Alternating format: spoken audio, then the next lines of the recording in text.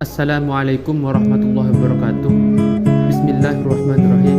Alhamdulillah rabbil alamin. Wassalatu wassalamu ala asrafil anbiya wal mursalin Sayyidina Muhammadin wa ala alihi washabihi ajma'in. Amma ba'du.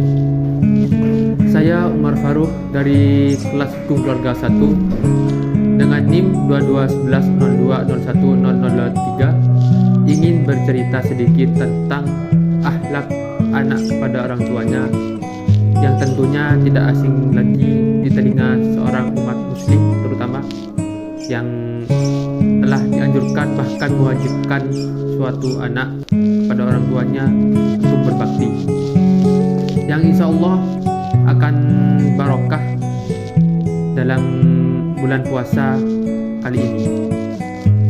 Hadirin yang dirahmati Allah, pada bulan Ramadan ini kita sepatutnya sebagai umat manusia, terutama umat muslim yang baik, hendaknya kita berbakti kepada orang tua sebagai anak untuk membalas jasa kepada orang tua, yang dimana orang tua telah membesarkan kita dan mendidik kita dari kecil sampai besar hingga saat ini kita dapat merasakan indahnya dunia.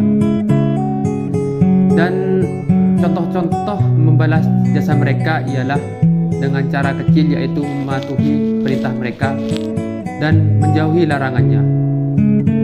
Di dalam surat Al-Isra ayat 23 dijelaskan, Bismillahirrahmanirrahim, wa qadha rabbuka alla ta'budu illa iyyah wa bil walidaini ihsana imma yablughanna indaka al-kibara ahaduhuma aw kilahuma fala taqul lahumā awfi wa la tanhazhuma wa kullahuma qawlan karima. Dan Tuhanmu telah memerintahkan supaya kamu jangan menyembah selain Dia, dan hendaklah kamu berbuat baik pada ibu bapakmu dengan sebaik-baiknya. Jika salah seseorang di antara keduanya atau kedua-duanya sampai berumur lanjut dalam memeliharamu, maka sesekali janganlah kamu mengatakan kepada keduanya berkata dan janganlah kamu membentak mereka, dan ucapkanlah kepada mereka perkataan yang mulia. Quran Surat Al-Isra ayat 23. Dari ayat Al-Isra ayat 23 tadi, Allah memerintahkan kepada kita untuk berbakti kepada orang tua, serta bukan hanya berbakti saja, antara lain yaitu dilarangnya membentak kepada orang tua dan perkataan yang sudah tercantum dalam surat Al-Isra ayat 23 tadi, yang dimana hal tersebut dapat menyakiti hati kedua orang tua. Terdapat suatu kisah tentang kisah seorang anak dan seorang orang tua, yang dimana anak ini adalah seorang anak yang alim, namun apa jadinya ketika seorang anak membantah seorang ucapan orang tua? Meskipun dalam konteks hal ibadah, anak ini ingin pergi ke Mekah untuk melaksanakan haji, namun seorang ibunya tidak merestui.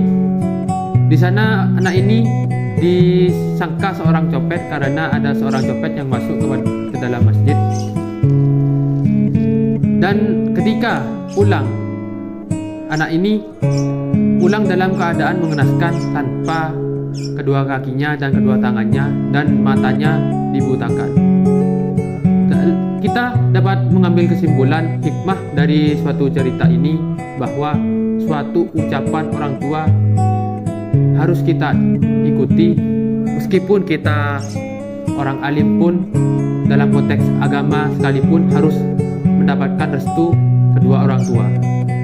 Dan bukan hanya dalam kisah tersebut, saya juga mengalami tentang suatu keberkahan orang tua, yang dimana keberkahan orang tua itu memanglah nyata.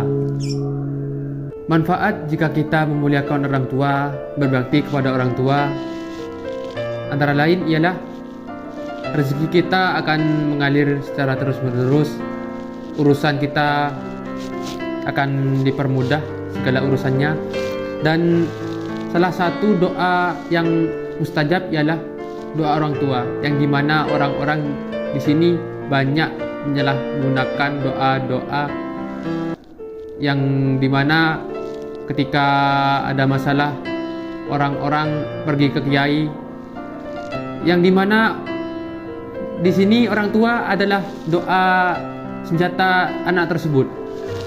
Jadi doa yang paling ampuh untuk orang tua ialah doa yang paling ampuh untuk anak ialah doa orang tua. Jadi kita dalam membahas tentang akhlak kepada orang tua, selagi orang tua kita masih hidup, kita melakukan yang terbaik dan berbakti dengan penuh hati dan semangat kepada orang tua. Karena sebesar apapun atau berapapun bayar uang yang kita berikan kepada orang tua tidak akan mampu menggantikan apa yang diberikan orang tua kepada kita.